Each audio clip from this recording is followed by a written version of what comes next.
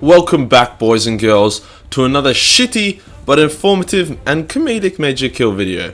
I'm really kind of hungover today, so excuse the slurring of some words, it happens. Today we are doing a good old reliable top 10. Why are we doing that, you ask? Well, Timmy, I'm doing a top 10 because they get a lot of views and I'm a filthy sellout view whore.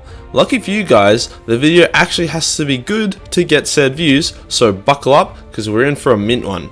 It's the top 10 badasses of Warhammer Fantasy. Just Warhammer Fantasy, not Age of Sigmar though, because fuck that. Before we get into it, if you like my content, then please go down and hit that subscribe button below the video, and if you had a little hard on when you watch this video, then click the bell next to the subscribe button, and I'll literally send you my nudes, even the ones I took in Vietnam. Let's get into it. Kicking us off at number 10 is everyone's favourite vampire. If you think it's Manfred, then you're a dumb cunt, cause it's Vlad. You might be thinking, wow, Vlad is number 10? There must be a lot of serious badasses for Vlad to be number 10, and the answer is fuck yeah there are. There are some serious badasses on this list. Vlad is a total badass because due to the power of his ring, he cannot die. This means that he has died dozens of deaths in many different and unpleasant ways. Every time he dies, he promptly returns to life and murders whatever the fuck just tried to kill him.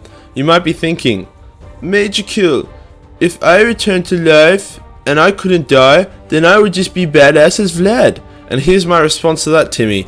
The thing that propelled Vlad onto this list was during the end times, Nurgle resurrected Isabel. Yay, good guy Nurgle. But, oh, by the way, Isabel is Vlad's, babe, he loves her, it's his childhood sweetheart, he would suck himself off if she asked him to, he really likes her. So, Nurgle being a bit of a funny, played a prank and made Isabel hate Vlad, which was pretty sad. So obviously Vlad was pretty sad that his waifu doesn't want to go to prom with him anymore, so he took off his ring, put it on her, and then killed both of them. This permanently killed Vlad, but Isabel came back to life and or Isabella, whatever you want to say, some shit, came back to life and was cured of Nurgle's AIDS, his affliction. Let's just say I would not want to fuck with this guy. On to number 9, we have none other than the big man himself. I give you Grimgor Ironhide. It's hard not to be a badass when you're a gigantic orc who's obsessed with killing things, but what sets Grimgor apart is the fact that he just doesn't really die. He's always at the front line of his army, and he's always in the heat of the battle. He just kills everything. He came from the blasted wastes and just started killing shit. First, he killed the armies of Karak Kadrin, but wasn't interested in taking their fortress, just killing them. Then he went to Kislev and killed all 3 of the armies sent to stop him. Then he went to Karak Ungor and just started killing Skaven all day, every day. This made him pretty content for a while, he was pretty busy. It got to a point where the Skaven leadership was scared as they thought Grimgor was trying to come to get them and destroy them, but in reality he was just having a bit of fun and just killing stuff. The Skaven deployed dozens of rat ogres which smashed through the Grinskins until they came to Grimgor, who with a smile on his face spent the next few hours solo killing dozens of rat ogres. The Skaven leader, Thought if you're feeling frisky, the Unclean, came forth to meet Grimgor in a final epic battle, but found out that because Grimgor got bored and had already killed all what Skaven had to offer, he just left the tunnels and returned to Karak Ungor. Left Karak Ungor. He was then the first ever leader to lead an army across to the Great Skull Land, where he happened to just bump into a massive Chaos army led by Crom the Conqueror. Let's just say that this was one of those hectic battles, but here's the kicker. All of Grimgor's army died or fled except Grimgor, who's just killing everything until Crom was like, hey mate, you've put in a good effort, but your army's gone, so let's just call it a day. So Grimgor was like, I'm still the best though, right? And Crom replied, yeah sure mate, you're still the best now, can you fuck off? The most badass thing that Grimgor did, however, was after destroying the Chaos Dwarves, he went to Middenheim and he charged at ARCHAON during the final battle of the end times, and he just kicked him straight in the dick, and then as ARCHAON was like, oh my dick, he headbutts ARCHAON and broke his helmet with the Eye of Shireen in it. To actually stop Grimgor and kill him, ARCHAON literally had to unleash the power of a greater demon that was in his sword. That's right, the leader of the armies of the Chaos panicked and had to summon a greater demon to kill Grimgor. Grimgor is the best. Zooming to number 8, we have Grombrindal, the White Dwarf. Not a whole lot is known about this dude other than the fact that he is a fucking badass. It is said he was Snorri Whitebeard, who was the High King of the Dwarves at the time when High Elves and Dwarves didn't want to shit all over each other. He died a peaceful death as the pre-Witch King Malekith promised that he would eternally maintain peace between Dwarves and Elves. Obviously, Malekith sucks at keeping promises, because a few years later, the greatest conflict between Dwarves and Elves was in full swing, and it was almost entirely Malekith's fault. Now, dead old Snorri isn't a fan of breaking promises, so this act of betrayal ripped him from the afterlife and returned him to the world as a prospect of vengeance known as Grombrindal. Now, whenever Dwarves are about to get fucked, Grombrindal can appear and literally solo kill all of the Dwarves' enemies. During the end times, he even sucked up his grudge and saved Malekith's life and forgave him, thus ending the deep ingrained conflict between the two races. It takes a serious badass to save your greatest enemy for the greater good. Plopping down to number 7 is good old Volkmar Grimm. Volkmar was already a hard cunt before his badassery actions kicked in, so when Chaos invaded for the 10th time, Volkmar led an army to meet them. Obviously the battle wasn't going so well for the good guys, so Volkmar did what Volkmar could only do. He leapt off his war altar and charged directly at ARCHAON, while screaming something like, "Prepare to get fucked!" This went about as well as can be expected for old mate Volkmar, and he found himself without a head a few seconds later. To add insult to the injury, one of the demons revived Volkmar and chained him to his standard, torturing him non-stop for years. During the climactic battle that followed those events, Volkmar broke free from his chains and skull fucked the demon that enslaved him and helped turn the tide of battle for the Empire. Volkmar and his war altar became common sight on the battlefield. Even when Volkmar ended up being sacrificed by Archon to bring back Nagash, he still called them all little cunts until his last breath. Next up on number 6 is the most bipolar Dark Elf you will ever meet. And, that says a lot because they're all bipolar. I give you MALUS Darkblade. MALUS was a cunt, like pretty much all other Dark Elves, but he was an adventurous cunt who decided it'd be funny to go into the Chaos Wastes to uncover some cute little artifacts. This didn't go so well for old mate MALUS, as he got possessed by a greater demon of Slaanesh, who told him he has 1 year to recover 5 artifacts, otherwise his soul will get eternally raped. Not ideal. MALUS wasn't too keen on this whole soul raping situation, so he agreed. Sorry, it feels like I got a dick in my throat. Sorry. Jeez, should probably edit that out. MALUS wasn't too keen on the whole soul raping situation, so he agreed. This took him on quite the violent Euro trip as he murdered his way into getting the artifacts. He even had to kill his own father at one point. MALUS was fucking juiced up from the artifacts because they were all so insanely powerful. He could teleport, he was immune to most magic and weapons, he had a sword that could kill a dragon ogre with 1 hit, and a dagger that ate people's souls. He was named the champion of Malekith and had to stab his chaos-possessed sister to death and then beat his ex-lover to death again, because he'd already beat her to death, that's why, I said he's a cunt. The demon inside MALUS left his body, but tricked him and stole his soul away. MALUS fought against the demon, defeated him, however every single artifact other than the warp sword of Cain was lost in the battle. And yeah, MALUS still lost his soul. Pissed off about this, MALUS tracked down the demon who had his soul and ended up being merged with it. Now, every time MALUS sleeps, the demon takes control of his body. So naturally, MALUS drinks a potion every day which keeps him awake. He's caffeinated as fuck, it can't be good for his liver. And if he somehow finds someone he can't just stab to death, he takes a sleeping potion and lets the demon kill them for him. Like I said, he's a cunt. In contrast on number 5, we are now checking out a high elf badass who makes other badasses look like nuns. It's none other than the Shadow King Anithanir. This guy's fucking sick, so get some tissues ready, and I don't mean for crying. When Malekith started a civil war, pretty much all of his soldiers came from Nagaroth, or I'm gonna call it Nagaroth, fuck you, and they're known for having darker hair.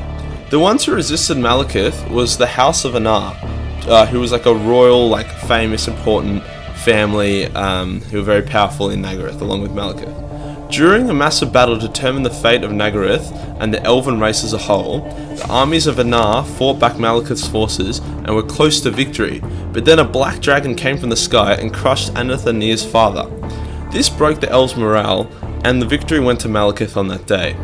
Anithanar led the survivors deep into the forest and marshes to escape the massacre, and when they returned they found their homeland in ruin as the elderly, young and innocent had either been enslaved or killed.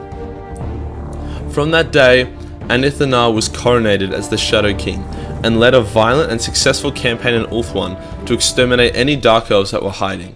The Shadow King is like the boogeyman to the Dark Elves, and he's literally one of the only things that Malekith is genuinely scared of. His quest for vengeance even took him to Naggarond, where he disguised himself and even danced with Morathi before stealing the Stone of Midnight from her. The Shadow King eventually disappeared and left command of the Shadow Warriors to his sons.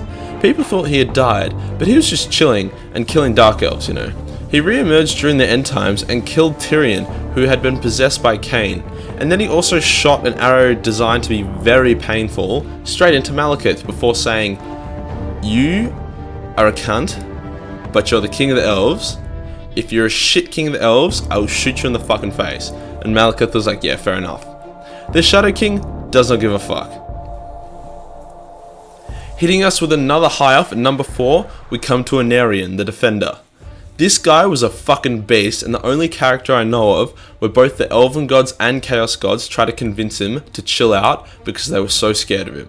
He was the first Phoenix King of the Elves and wielded Sungfang to great effect, as he slaughtered demons with it and saved Ulthuan many times. However, despite never losing any battles, Chaos was gaining ground on Ulthuan and was ravaging it. During one attack, the forces of Chaos killed Anarion's wife and child. The Chaos gods did this to try and break his spirit and then the spirit of the High Elves, but they seriously fucked up.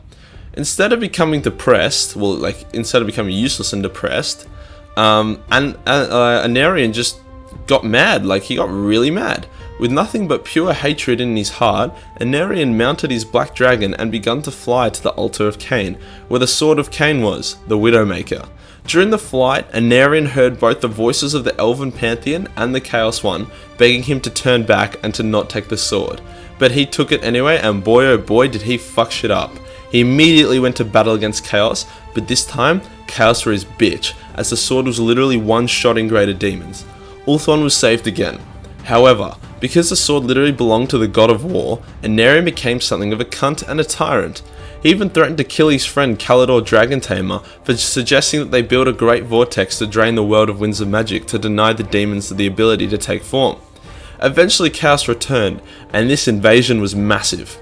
Even Anarion with the Sword of Cain could not hope to win the war, as despite winning countless battles, they were losing ground.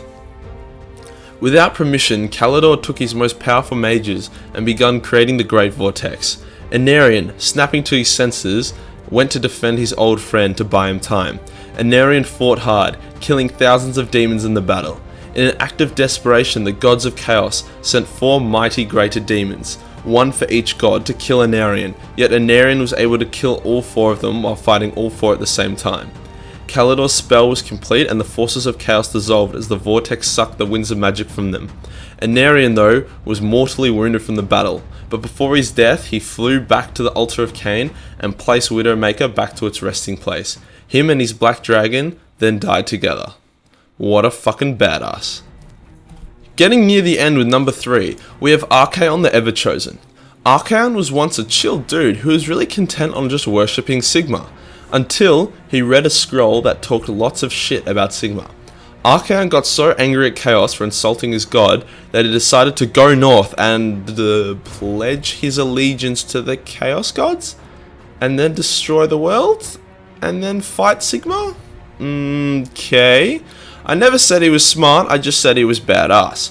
To go from some mortal pleb to the Everchosen, ARCHAON had to complete 6 trials and get 6 treasures. So he's like Evil Dora the Explorer.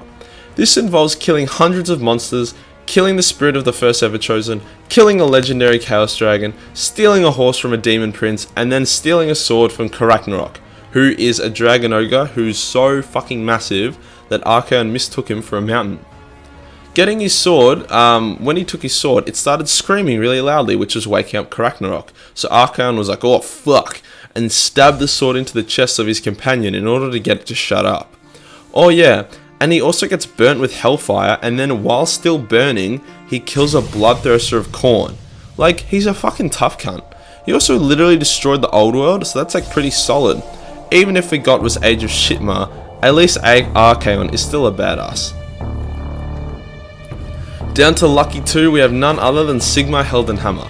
This lad has had a busy and a very violent life. Born a mortal man, this tough guy played chicken with a boar sent from the gods and he won. At 15, he killed a legendary Black Orc in single combat and then led an army which defeated 2,000 greenskins. What were you doing when you were 15? Probably jerking off the porn. He defeated every single human tribe and united them into an empire. He commanded his troops in the first battle of the Blackfire Pass, where he went nuts and literally just killed hundreds of orcs by himself. After killing a necromancer, Sigmar puts on the crown of sorcery, thinking it'd be a good idea. It definitely wasn't a good idea, and Sigmar started being a dickhead who killed people he probably shouldn't have killed. Realizing his mistakes, Sigmar actually takes the crown off, which is something no one else has ever been able to do. When Nagash rose and was zombifying everything, Sigmar charged at him and survived direct hits from Nagash's killing spells. However, Sigmar was eventually able to reach him and shove his trusty Warhammer up his ass and blew Nagash up, saving the world like a fucking badass. He then ruled the Empire for a while before wandering off and deciding to become a god through sheer willpower. Despite Chaos winning the battle for the end times, Sigmar was still able to give ARCHAON a good walloping and was still punching him in the nuts as the world ended. Never change, Sigmar. Never change. Down to our final spot, it's our lucky number 1. You already know who it is. It's fucking motherfucking SETTRA, the motherfucking imperishable. Said fuck a lot then, I don't know why, it wasn't even the script. I mean, who else would it be? If you don't already know everything about SETTRA, then you're a semen eater. But let me try and cure that affliction with this sweet badass lore. Now, as much as the end times sucked balls, one good part about it is what SETTRA did, and you know, like how his acting. Basically, Nagash comes back to life, because of course, and attacks the Tomb Kings. Despite a very close and legendary battle, SETTRA loses and is captured by Nagash. Nagash is like to SETTRA, "Hey man, you fought really well today, and really hard. Like, I would be really happy to make you one of my generals, and then you can serve me." And then SETTRA replies with, "Get fucked, cunt. I'd rather eat my own shit while fingering my sister than serve you or anyone." So Nagash blows SETTRA up and leaves his still animated head in the sand. SETTRA's head is in the sand for a while as SETTRA's getting pretty pissed off. He got beaten and his nose is really itchy and he has no arm to itch his nose with, it's pretty shit. The Chaos Gods take interest in him and restore his body and give him some power and are like, "If you serve us, we can help you kill Nagash," to which SETTRA remains silent to. SETTRA was told to show his power by killing Kholek Suneater, who the gods had gotten sick of due to his very fatal and stinky farts. SETTRA then spends 4 days fighting Kholek before eventually cutting his head off and dumping it at ARCHAON's feet. And before you smartass motherfuckers are like, "But MajorKill, Games Workshop changed their mind and said that SETTRA killing Kholek is not lore-friendly, so they made it non-canon," to which I always say, "Your mum's not lore-friendly, but I still fuck her like a cannon." Then they always give me this confused look and they say that doesn't make sense, so I'm like, "Fuck off, cunt. SETTRA killing Kholek is canon, lick my nuts." And then they shut up. In the final battle of Middenheim, SETTRA confronts Nagash and is like, "Fuck you, cunt, I'm gonna kill you. But not today, because the Chaos Gods try to force me to serve them, so I'm gonna kill them instead." SETTRA then does a 180 backflip and just starts killing all the monsters that Throg brought to the battle. Because SETTRA does not serve, SETTRA rules, motherfucker.